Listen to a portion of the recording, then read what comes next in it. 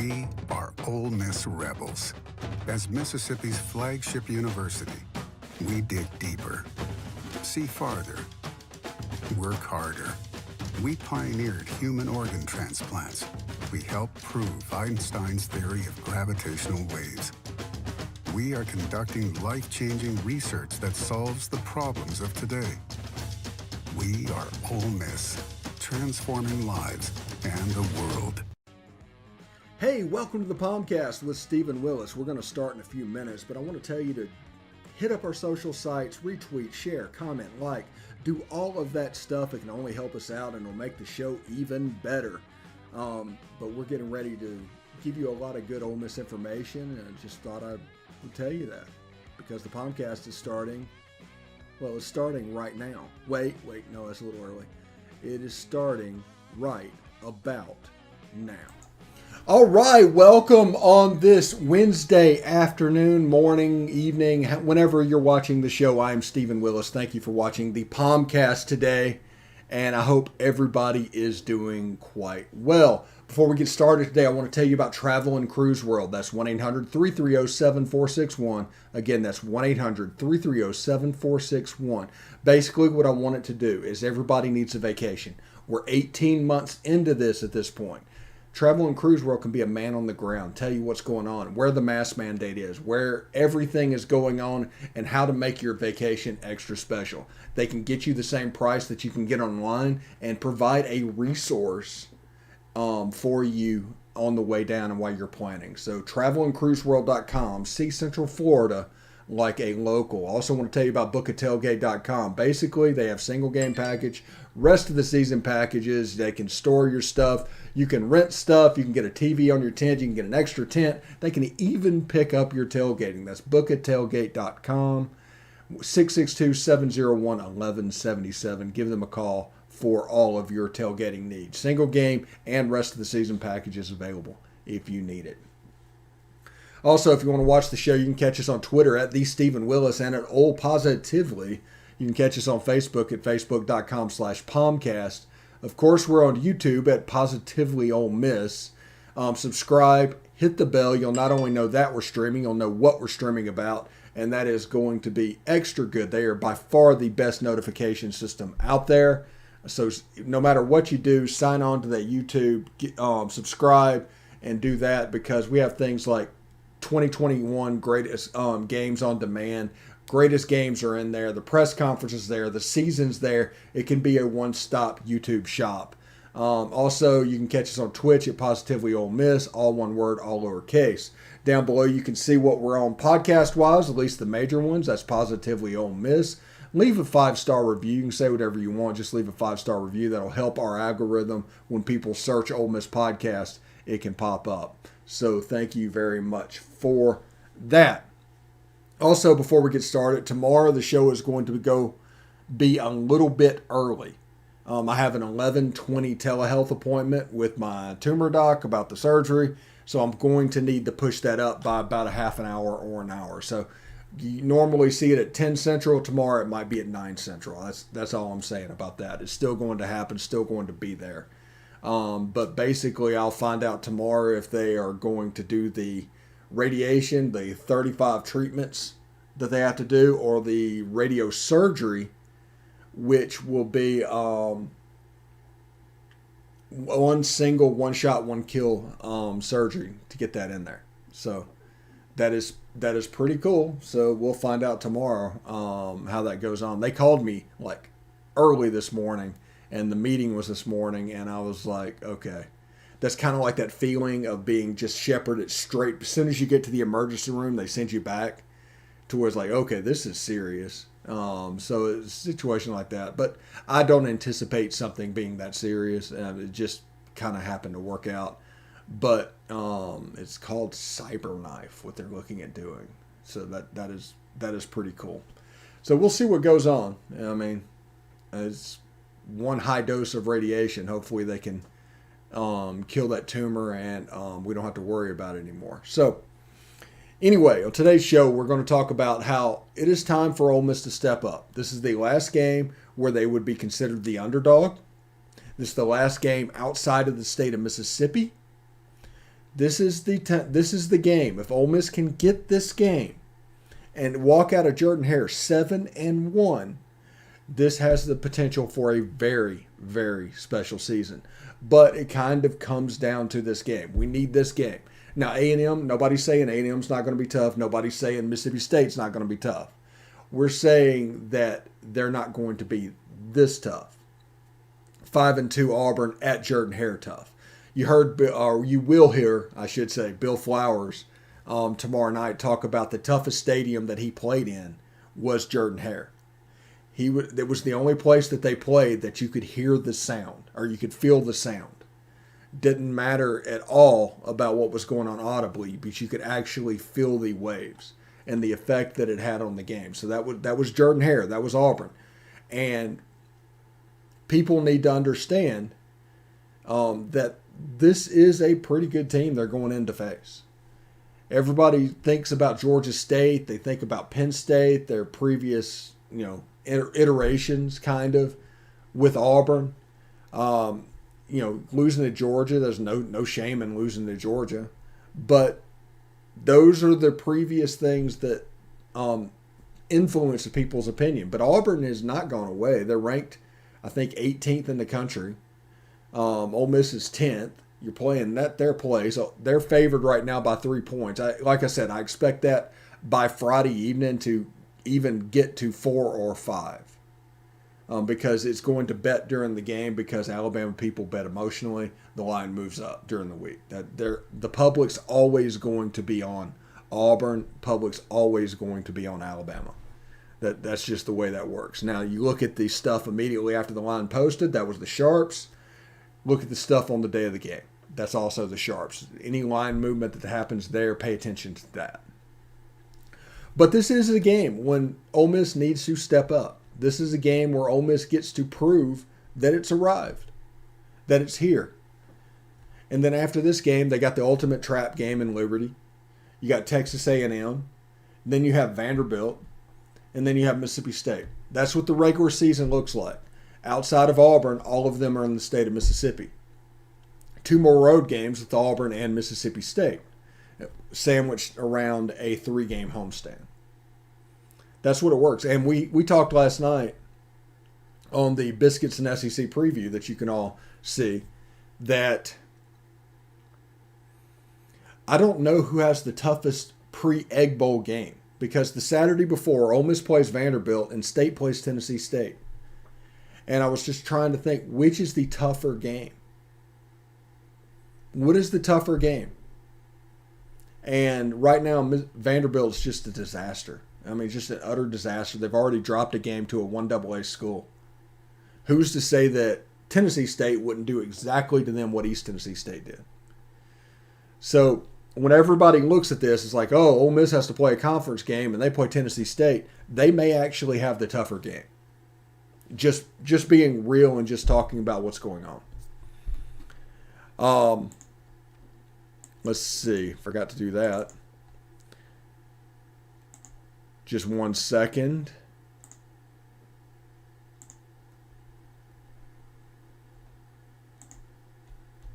Need to put today's press conference highlights in the queue.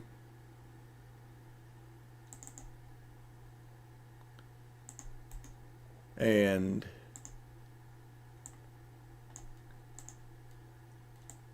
move it around a little bit. All right.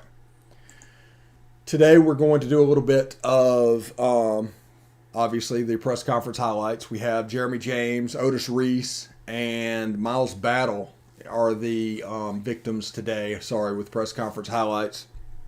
We'll put them on there. They'll answer some questions. I think it's a relatively short thing. And then we'll come back and talk a little bit about the week as a whole and what we can expect moving into the week that is. It's really a shame that Ole Miss and Auburn and Mississippi State and Kentucky are on at the same time. Both of them are better games than Georgia and Florida.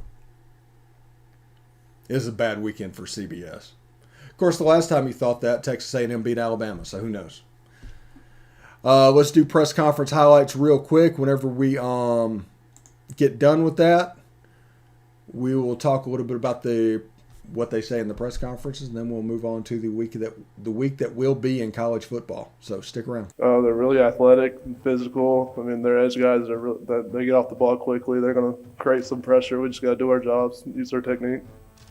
It's been a lot of fun. You know, I grew up playing receiver, as y'all know, and then playing defense. It's just like another refresher going back to receiver. We just keep building. We've been the last couple games. We've been having a real good, solid game on defense. We just trying to get better week in and week out, get the correction and get better. And I really think the defense coming along, and it's starting to show, and we just hungry for more. We just got to take it week by week. Go 1-0 every week's the goal. Can't really look forward. There's always a big game that week, so just take it week by week. After the Tennessee game on that Sunday, I came and watched film and met with Coach Kiffin, and the offense, how we down a couple guys in the receiver core, and I'm an athlete and I know both sides of the ball, and I'm able to play both sides of the ball, so it was just another opportunity, and I just took it. It was great. We were just working out. Me and him always work out together, and we just had a conversation. I was like, I really felt like he deserved the opportunity to play at a school like Ole Miss. He was like, hell yeah, like I do. You know what I'm saying? So he just went when he prayed about it, and it was all God. You know what I'm saying? It was nothing I did. It was just all God. It was meant to be. And he one of the hardest working guys I've ever been around, the realest guy I've ever been around besides myself. So from the training, from the work, from how you take the field out the field, he came right here and made it happen and earned everything he got. I mean, as a team, I think we're just super focused on each game, so I don't think it's too difficult now. Yeah, right. In the future, I still see myself as a corner, but right now I feel like that this just shows how versatile of a player and how good of an athlete I am. So that's crazy. It's crazy how God worked. He actually transferred his senior year, and I was like a junior. I was on defense, of course, and he played running back. And I would have never thought in a million years me and him playing together, and he also played on defense with me. So it's just crazy, man. It worked out for the better good, and we're just gonna keep striving, and it's just the beginning. Yeah, if you look at it, Mark Robinson and his development, that his flash is really showing through, and he's really playing really well. So much so, he's basically sidelined Lakia Henry a little bit. Him and Chance Campbell have kind of taken that middle linebacker spot and that linebacker spot and made it their own with what they're doing. And the fact that athleticism is so much the hallmark of this group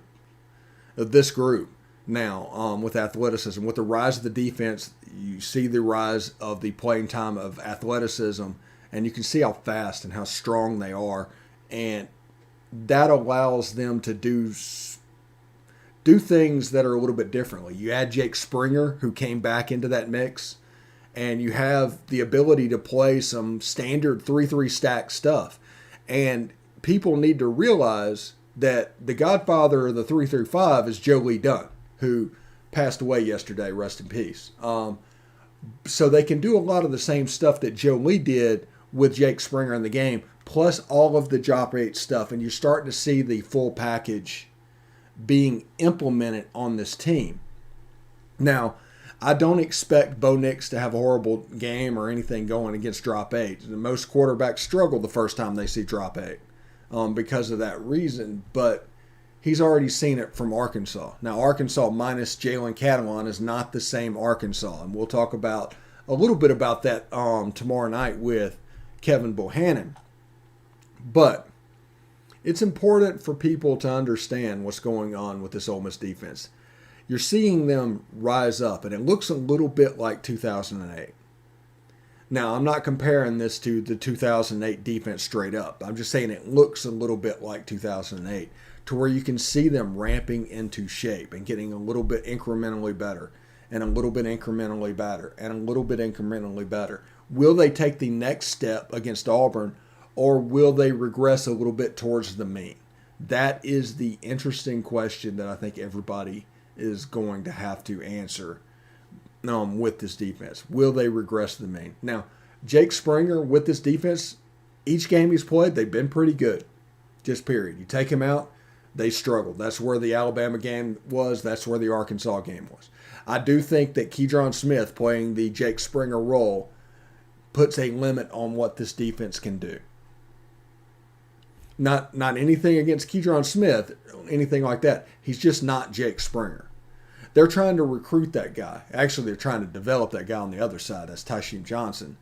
But for this run this year, for what they're doing this year, they're hoping that Jake Springer can fill that void. And against Auburn with a quarterback that likes to run around, it might be counterintuitive, but if you can slow down the run game, you might want to heat up Bo Nix. Heat him up, make him run around, make them play backyard football because we are supremely athletic on the back end. And I think Bo Nix will give you the ball if that happens. Bo Nix is a good quarterback. This year, Brian Harsin's done a heck of a job. But it's important to know that if you put it back there with the changing of defense that are inevitably going to happen, you're looking at potentially confusing a Bo Nix. Now, I expect him to run around for his life and to make some backyard plays. Yeah, he's a good quarterback.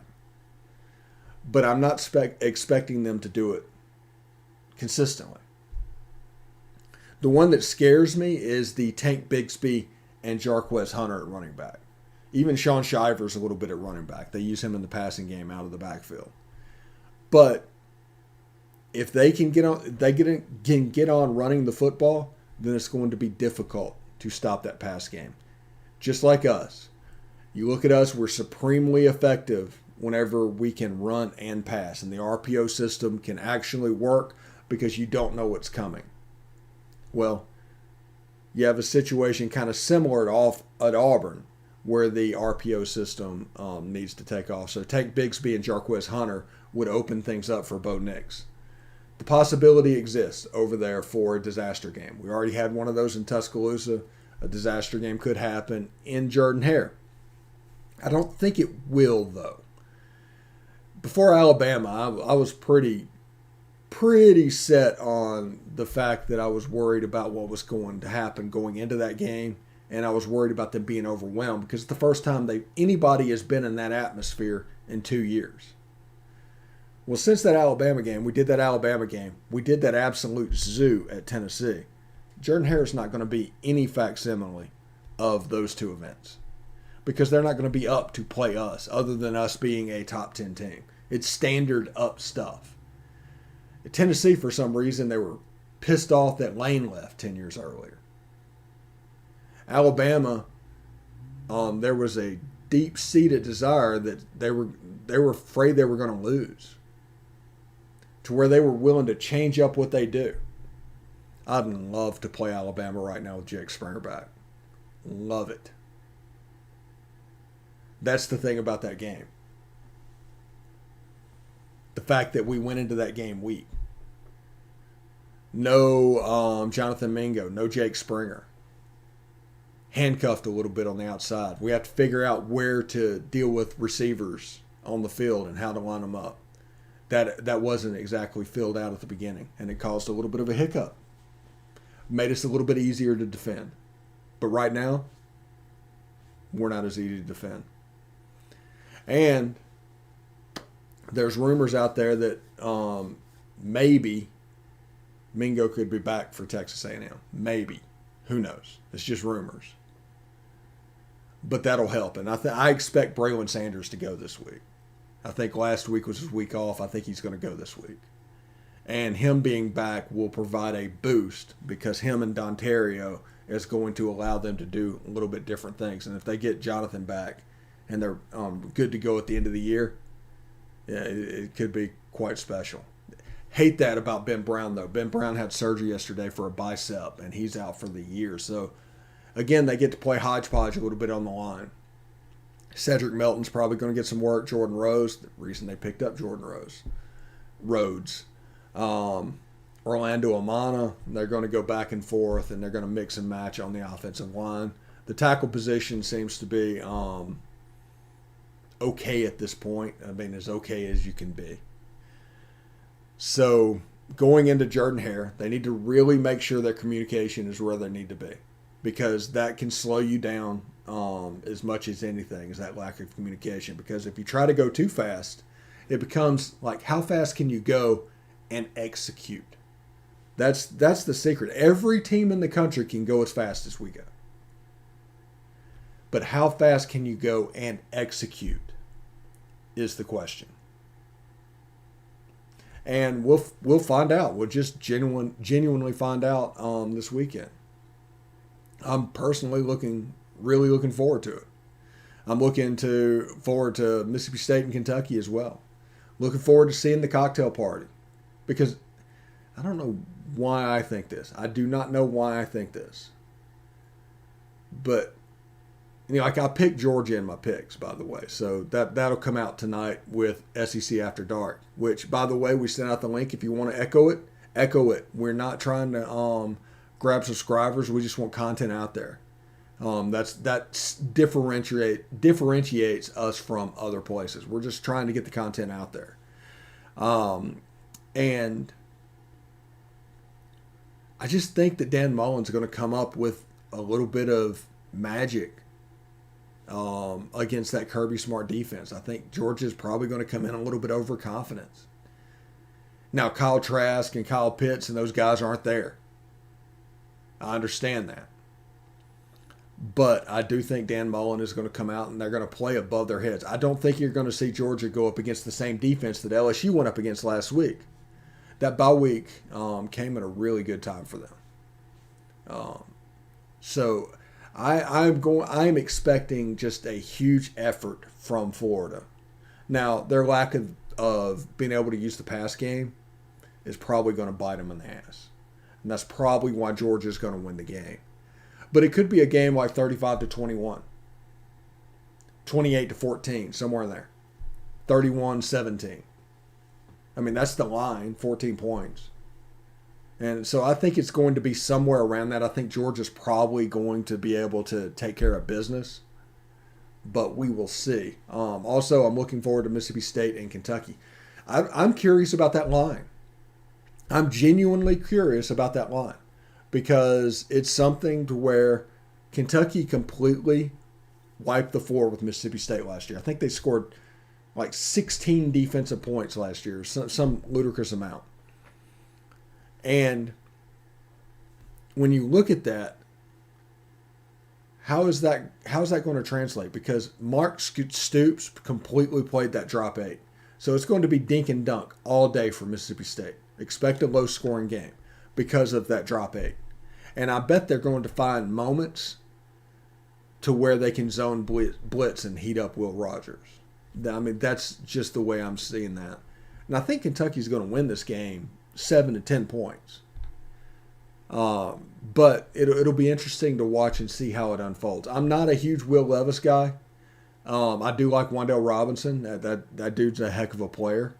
And because of their rise this year, they're in the catbird seat for Barry and Brown, a super athlete out of Nashville, by the way. So this is a big game for that, because people are trying to get on that Berrien train and have been trying to do that for a while. But Kentucky's doing a good job of recruiting. They have some pretty good players. Now, if you want to talk about the friends and family game, that's Missouri at Vanderbilt. I think Missouri's a 16-point favorite on the road, even though they give up 280 yards a game rushing. I will say that again. They give up 280 yards a game rushing. And it's the worst rush defense I've ever seen. And I'm an Ole Miss fan.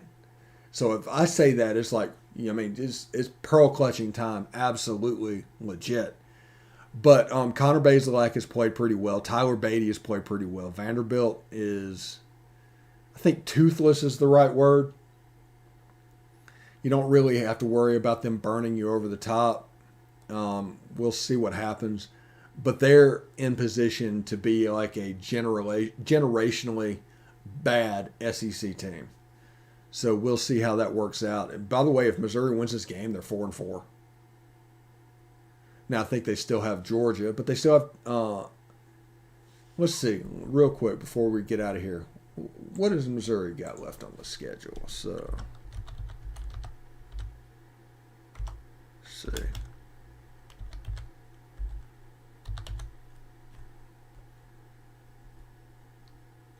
Let's see. Now, I am not saying anything's going to happen, but if they win this game, they're 4-4, and then they go to Georgia and take a butt whooping. That's expected. That's going to happen. Then they play South Carolina. That's a game they can get. That's 5 wins. Then they play Florida. Who knows what's going to happen with Florida over the next couple of weeks? I know what I saw in Baton Rouge, but who knows what's going to happen to Florida? Florida should win that game, but who knows? The last game is at Arkansas. Now, we all know about the nightmare that Ole Miss has there. So, but, I mean, that could be the bowl eligibility bowl. Could be the let's go bowl. But that would be an opportunity. I can see them hitting 6 wins. Yeah. How much do they regret letting that Boston College game get away? That would be 6. That would be Birmingham. And they would take Birmingham this year. But all serious though, this is a generationally bad rushing defense. Watch it. Texas A&M in the first quarter of their game had like 10 carries for 150 yards. They were averaging 15 yards a carry. They didn't bust one. That's the other thing about that. They didn't bust a long one. Except, 25, 30 yards. All of them were long ones. But, yeah, it's bad. It's real bad. But they can still get to 5 for sure. I mean, they still have Vandy on their schedule. That'll get them to 4.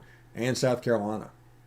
And if they win both of those, they move up in the 5th spot in the SEC East, and that's probably respectable to them.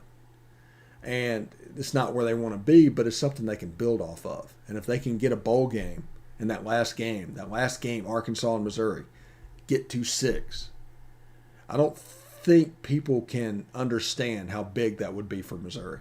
Also, I love Missouri's uniforms this year. They've changed them up. They look so good. They just need to get rid of that weird tiger design that goes on the side of the helmet and just go with the M full time. Just my opinion, but it looks very good. But anyway, I'm going to get you out of here a couple minutes early. Thank you for tuning in. A reminder, again, tomorrow on the POMcast, we're going to live stream early. Expect that to be at 9 o'clock Central, 10 o'clock Eastern, because at 11:20 I have a telehealth appointment with my tumor doc and need to get that done. But thank you very much for watching. Tune in tonight for SEC After Dark. We got Jake Thomas coming in, the associate producer, going to be on the show. So we're going to 4-box it tonight. So we're pretty excited about that. And also Biscuits and SEC Friday, Bill Flowers tomorrow. We got a lot of stuff coming up. We hit the busy time of the week for SEC information and coverage. So thank you very much for watching. We will see you tomorrow. Until then, hotty toddy.